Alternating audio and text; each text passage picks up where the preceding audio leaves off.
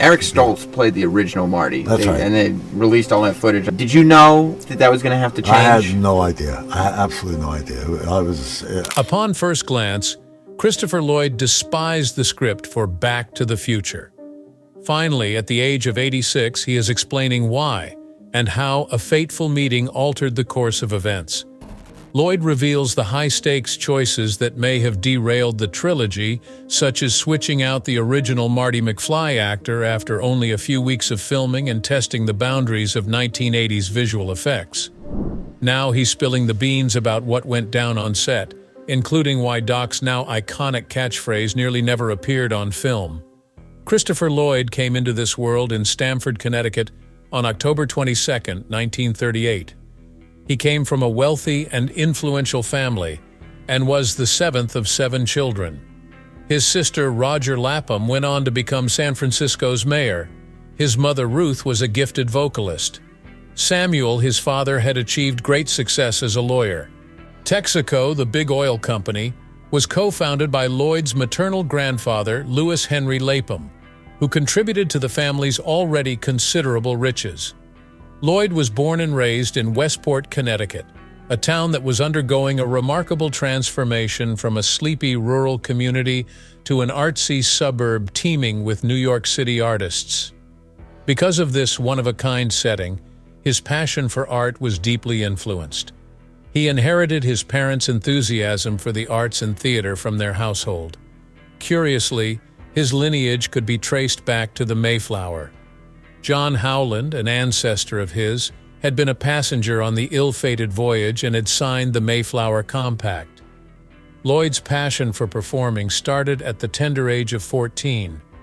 Theaters in Hyannis, Massachusetts and Mount Kisco, New York, offered him apprenticeships in the summer of 1952. He put in a lot of time and effort working with stage management, costumes, and sets, so it wasn't simply a summer job. Working 16-hour days for low pay was nothing new to him, but he relished the experience.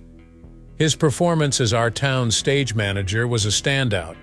Even though he was only 15 years old, he stunned onlookers and other actors with his performance in the demanding part.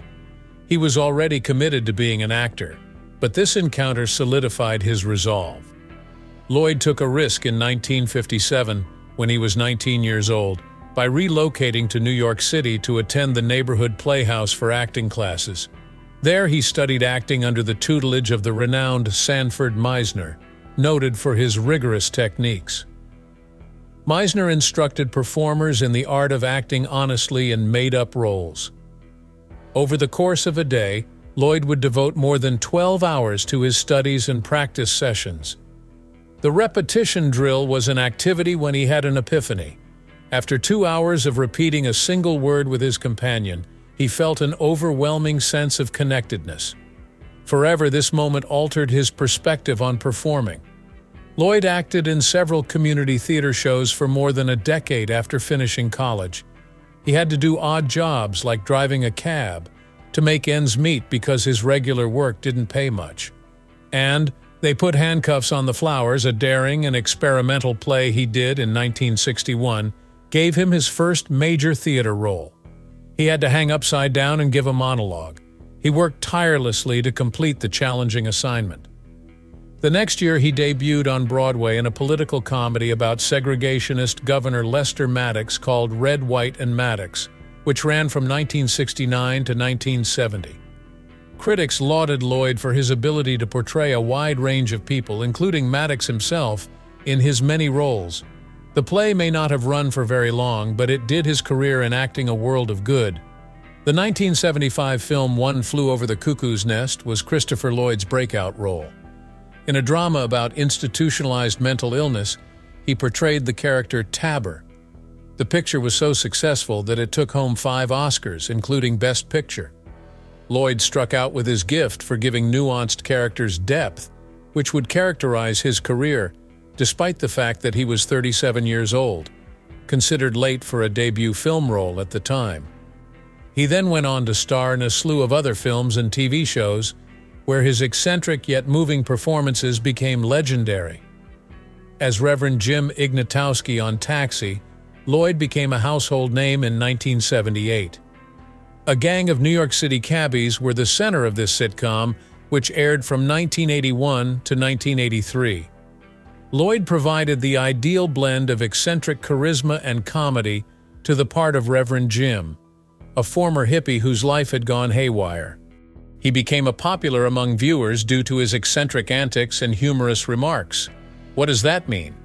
Is the character's signature phrase, "Dot," was a household name. Lloyd was named Outstanding Supporting Actor at the 1982 and 1983 Emmy Awards. The film Taxi itself was a smashing success, garnering a slew of accolades for its innovative blend of comedic and serious social commentary. Fans will never forget the funny episode in which Reverend Jim attempted to pass the cab driver's exam. It was one of the finest plots in the show. Even more significant parts were coming Lloyd's way by the 1980s. He made his Star Trek debut in 1984's Star Trek III: The Search for Spock, portraying the role of the ruthless Klingon commander Krug. Viewers adored his frightening portrayal, which heightened the story's tension and sense of peril. His next film appearance was as Professor Plum in 1985's Clue, a comedic mystery. While the picture bombed at the box office, its clever comedy, various endings, and stellar cast helped it become a cult classic. Lloyd showcased his comedic and dramatic chops while fitting in seamlessly with the group. Lloyd had his breakout role the same year, as Dr. Return to the Future's Emmett Doc Brown. Surprisingly, Lloyd nearly rejected the part after reading the screenplay. He didn't think he could pull off the role and even tossed the page aside since he didn't like the character. But after giving it some thought, he consented to meet with Robert Zemeckis, the filmmaker. Lloyd agreed to give Zemeckis' concept a go after that conversation, when he articulated it. One of his most renowned parts was born out of his initial reluctance. Christopher Lloyd was cast after a lengthy and difficult search for the role of Doc Brown. Performers like Mark Mothersbaugh were considered for parts despite their lack of acting chops. They were cast mostly for their boundless enthusiasm. Notable performers like John Lithgow and Jeff Goldblum were also considered but ultimately passed on. Lloyd appeared ideal for the role because to his talent for portraying eccentric characters, which he honed throughout his theater career and on television in series like Taxi. He was unsure of the part at first, but after accepting it, he poured his heart and soul into it. He brought a kind, humorous side to Doc Brown. People already loved Doc McFly before he became a mentor to Marty McFly and became even more of a nutjob scientist. Back to the Future became one of the most successful films of all time, grossing over $380 million globally, thanks in large part to Lloyd's portrayal, which added vitality, humor, and even seriousness to the role. Despite initially failing to materialize, the chemistry between Michael J. Fox and Lloyd elevated the film to new heights. The initial cast for Marty McFly included Eric Stoltz. Though talented, Stoltz's solemn performance clashed with the light-hearted spirit of the film. The directors had to make the tough choice to switch him out for Fox after weeks of filming. The need to reshoot several scenes added stress and expense to the process. After filming sequences with Stoltz, Lloyd was concerned about having to recreate everything. However, the vibe on set transformed when Fox was cast as part of the production. Their banter sounded genuine, almost like a father and son, and viewers adored it. Lloyd's untamed Doc Brown was the ideal foil for Fox's charisma and wit. The filming schedule put even more strain on Fox. He was juggling both projects at once since he was still starring in Family Ties. Filming Back to the Future had to take place after his TV employment in the evenings. The actors and crew put in a lot of time and effort to make everything fit, but it paid off. The film was a watershed moment in Lloyd and Fox's careers due to the electric chemistry they had on screen. How to play Doc Brown was something Lloyd gave a lot of consideration to. He hoped that visitors would see the kind guide behind the eccentric exterior, not only his ridiculous hair and erratic behavior.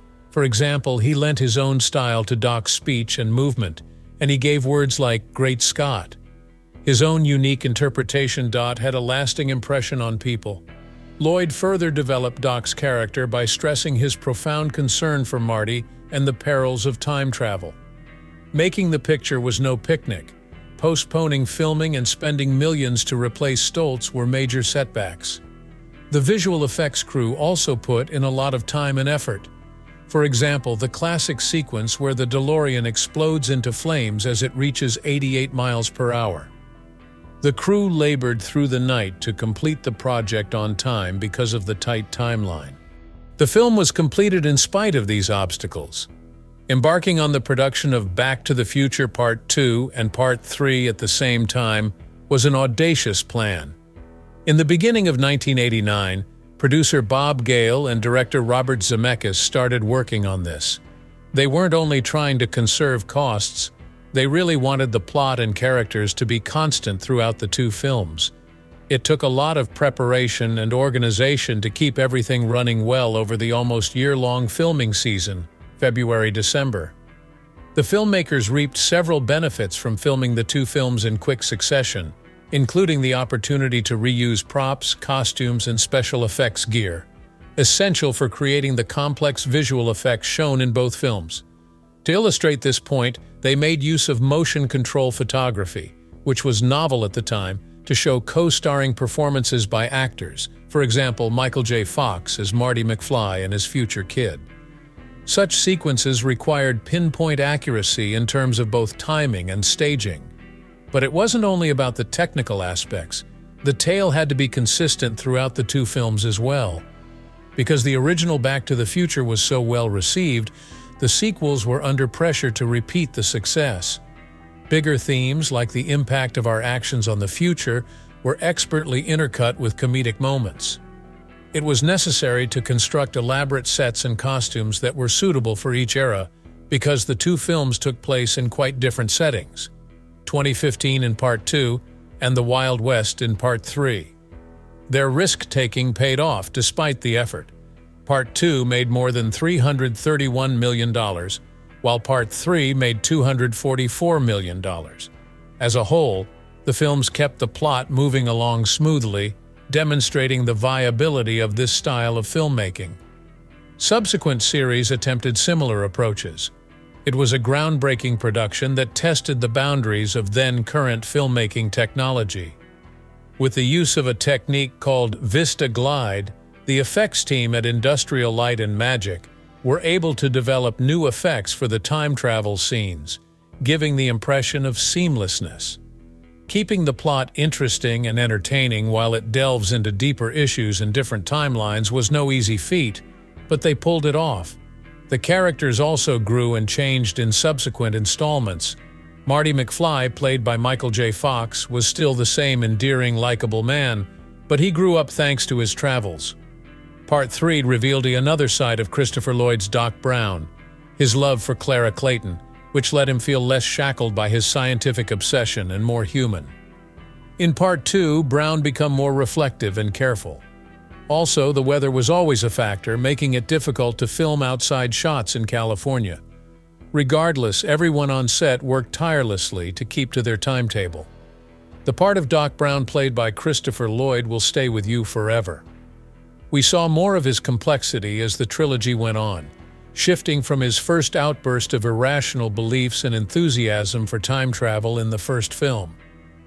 Part 2 dealt with his internal struggles about the extent to which he tinkered with time, and Part 3 saw him embrace love and life in a whole new light. Doc Brown went from being a peculiar scientist to a beloved figure because to Lloyd's boundless enthusiasm and genuine feelings. People still like the original Back to the Future trilogy because it is a timeless classic that manages to be both entertaining and heartwarming. It popularized concepts like parallel timelines, which have since become standard fare in time travel narratives. Future works have been influenced by Doc Brown, and words like "Great Scott" have made it into popular culture. The impact of the trilogy extends well beyond the cinematic realm. The DeLorean became an iconic vehicle, and on October 21st, the day Marty went back in time to 2015, fans commemorate Back to the Future Day. Similar to the Time Machine, people continue to enjoy these films, talk about the subjects they explore, and appreciate the ingenious narrative that has endured. Fans adored Christopher Lloyd's portrayal of Doc Brown in the 1985-1990 Back to the Future trilogy, which catapulted Lloyd to stardom. After that, he proved his adaptability by starring in a number of films. He played the role of Judge Doom in the breakthrough 1988 picture Who Framed Roger Rabbit, which pioneered the use of live action and animation in an unprecedented manner. The film won 4 Oscars and made more than $300 million globally. The wacky and terrifying Judge Doom was brought to life by Lloyd's use of theatrical motions and expressive facial expressions. Even today, some find the sequence where Doom reduces a cartoon figure to be hilarious and terrifying. Lloyd took Doom to a whole new level of surrealism by changing his voice to sound like a cartoon. Lloyd wasn't only a typical actor, he could accomplish something very special in this part. Lloyd went on to play Uncle Fester in 1991's The Addams Family. He gave life to the character to the point where viewers could relate to him and find amusement in him at the same time. Lloyd gave Fester more than a cartoonish persona. He gave him life. Fester was quirky yet endearing. Not only was the original film successful, but so was its 1993 sequel, Addams Family Values. All, the movies made more than $200 million. Thanks to Lloyd's portrayal of Fester, the character became a fan favorite. The performance is still spoken about today, and Lloyd often encounters fans at conventions who have happy memories of the roles. In addition, Lloyd did a lot of voice acting. Anastasia, an animated feature that he voiced in 1997, was a critical and financial smash, grossing $140 million. Lloyd brought Rasputin to life with his voice acting, making the monster seem both cruel and sad. The 2002 debut of the educational children's show Cyberchase featured him as the voice of Hacker. Lloyd had a way of making arithmetic lessons with Hacker entertaining and engaging, and the kids enjoyed it. The fact that he was nominated for an Emmy for this part is evidence of how much the audience loved it. He went on to voice characters in computer games, reviving his role as Doc Brown from the Back to the Future series, proving he could bring a character to life even when not physically there. Lloyd had a hectic schedule during the 2000s and 1990s. Dennis the Menace, 1993, featured him as the hilariously wacky Switchblade Sam. With $117 million at the box office, Lloyd proved he could still win over families. In addition to his ongoing appearances in Fringe and Taxi, his early portrayal as Reverend Jim Ignatowski garnered him 2 Emmys. His self-portrait in the 1999 Andy Kaufman biopic Man on the Moon further demonstrated the esteem with which he was held by his Hollywood peers. At the same time, Christopher Lloyd's private life was full with drama. At the tender age of 21, Lloyd tied the knot with Catherine Dallas Dixon Boyd in his first marriage. The ceremony took place on June 6, 1959. They both aspired to stardom as performers when they were young. For 12 years they were married. Lloyd battled for success during the 1960s, a period of profound social and cultural upheaval, securing only little parts in theatrical productions and few television appearances. Although they divorced in 1971, it wasn't the end of their story. In 2002, after 31 years, Catherine sued Lloyd for $1.2 million, alleging that he had failed to pay her alimony for more than 30 years. Lloyd was ordered to give her $1,500 monthly until she remarried or died, according to their divorce agreement. Catherine claimed he owed her the principal amount plus interest since she did not remarry. Lloyd had already achieved stardom thanks to his parts in Taxi and Back to the Future when the case surfaced, bringing his private life into sharp focus. Actress Kay Tornborg was Lloyd's second wife. After being hitched in 1974, they stayed together for another 13 years, till 1987. One Flew Over the Cuckoo's Nest, 1975, Lloyd's first big film role, came a year after his marriage, marking a turning point in his career, 1975. This film, which won 5 Oscars, was co-written by him and Kay. They were both actors, but they rarely featured in productions together, which is unusual for Hollywood couples. Their private and public lives remained apart from one another. The couple's marriage ended in 1987, coinciding with the height of Lloyd's stardom and the start of filming for Back to the Future Part 2. Carol Ann Vank was Lloyd's third wife, and they wed in 1988. This union didn't endure quite as long, terminating in 1991 after just 3 years. Lloyd had been one of Hollywood's most famous faces for half a century by that point. Carol Ann Vank was one of his spouses who chose to stay out of the limelight. Hence, very little is known about her in the public domain. The difficulties of sustaining relationships in the face of stardom are brought up by their brief marriage. Jane Walker Wood was the screenwriter he wed for the 4th time. Their marriage, Lloyd's longest, began in 1992 and lasted until 2005. Their professional cooperation was the distinguishing feature of this alliance. Lloyd starred in the 1994 film Camp Nowhere, which Jane authored. Lloyd seldom mixed his personal and professional life, but this was one of those few occasions. Lloyd retained ownership of their house in Montecito, California during the divorce, but a wildfire in 2008 destroyed it, ending their shared existence tragically. The house, which had a value of $1 million, was reduced to ashes. A real estate agent named Lisa Lloyd became Lloyd's 5th wife when they met years later when he was selling the restored house. One part of his life led to another, as seen by this timeline. Lloyd and Jane kept their amicable relationship going even after they split up. Lloyd, Lisa, his ex-wife Jane, and Jane's new husband were all confined together in 2020 during the COVID-19 pandemic. This was somewhat startling. Even though they were no longer living together, Lloyd and Jane remained amicable, as shown by their peculiar arrangement. Not everything in Christopher Lloyd's life has been roses. His roles as Doc Brown in Back to the Future and Jim Ignatowski in Taxi brought him fame and fortune in the 80s and 90s, although he struggled financially during that time. He was forced to declare bankruptcy in 2010. He went through pricey divorces, spent too much, and had unstable employment, all of which are common problems for famous people. And then there came the fire that destroyed his house in 2008. Even after repairing it, he lost money when he sold it due to the bad economy.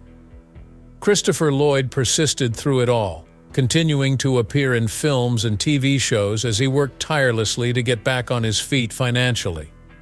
His narrative exemplifies how even well-known individuals face challenges, but how unwavering resolve propels them to triumph. In addition to his acting career, Christopher is strongly dedicated to charitable work. In order to preserve historic gardens and spread gardening education, he established the Great Dixter Charitable Trust. Operating on contributions and allocating approximately £2 million annually, the trust is dedicated to promoting biodiversity and protecting the environment.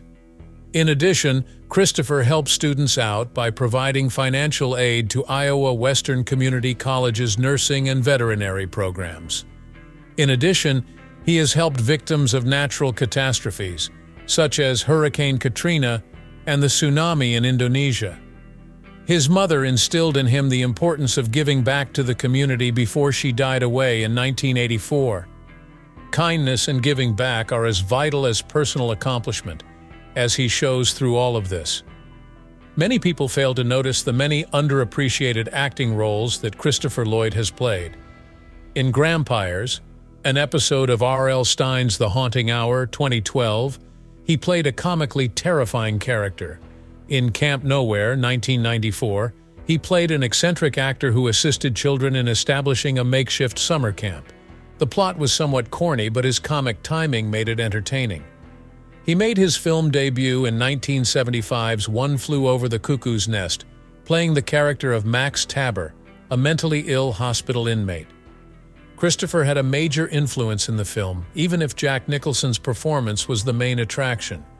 He has shown he isn't scared to explore new things by appearing in smaller independent films like The Boat Builder, 2015, in recent years. His versatility is on full display in roles like 20 Bucks, 1993, in which he played a multi-layered character who conveyed profound feelings without going overboard with the drama. His portrayal of a guy hiding a sinister secret in 2016's I Am Not a Serial Killer was praised by critics for its profound emotional impact. His portrayal of a guy discovering the value of second chances in Senior Moment, 2021, was a comedic melodrama hybrid.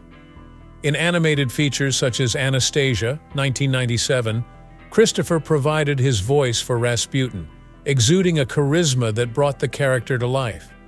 These roles demonstrate his incredible versatility beyond the well-known personalities we are familiar with. Christopher has always held his roots in theater, where he got his start in the industry, in high regard. He was a Yale Repertory Theater and Neighborhood Playhouse alum. Even before Hollywood took notice, he was winning accolades and receiving appreciation for his work in these early-stage parts. He still makes his way back to the stage. In a Shakespearean performance in 2021, he portrayed the role of King Lear at the age of 82. His critics praised his audacity for accepting such a significant job so young. Among his many acting credits are roles as Scrooge in A Christmas Carol and productions of plays by Brecht and Chekhov. He recently shocked fans by showing up to Back to the Future Broadway rehearsals. His lifelong passion for the stage informs and shapes his creative process. Christopher Lloyd's schooling and life experiences have given him a distinct acting style. Sanford Meisner's method of acting has had a major impact on him. Instead than playing out a scripted performance, Meisner advocated living truthfully under imaginary circumstances, or responding authentically to each situation as it unfolded. In Lloyd's opinion, the key to an effective performance is establishing an authentic emotional connection with one's fellow performers, and he enthusiastically adopts this concept. Acting, he has stated, is less about following a script and more about responding to the world around you. Lloyd really immerses himself in his characters' worlds rather than just memorizing lines. He takes character preparation extremely seriously. To fill his parts, he watches people, relies on his own experiences, and researches characters. For instance, he drew inspiration for his role as Reverend Jim in Taxi from the eccentric and interesting characters he encountered in real life, which allowed him to craft a character who was both genuine and approachable. Actors focus on their scene partner and respond organically in the moment by repeating sentences to each other, one of Meisner's key strategies. Lloyd has repeatedly emphasized the importance of this activity in encouraging truthful conduct. Another thing he picked up from it was to be flexible and go with the flow of a scene rather than trying to adhere strictly to a script. Emotional preparation is another important takeaway from Meisner's work. Lloyd uses his own experiences to conjure up the right sentiments for each scene. He uses this technique to make his characters more complex, which in turn makes them more believable and approachable.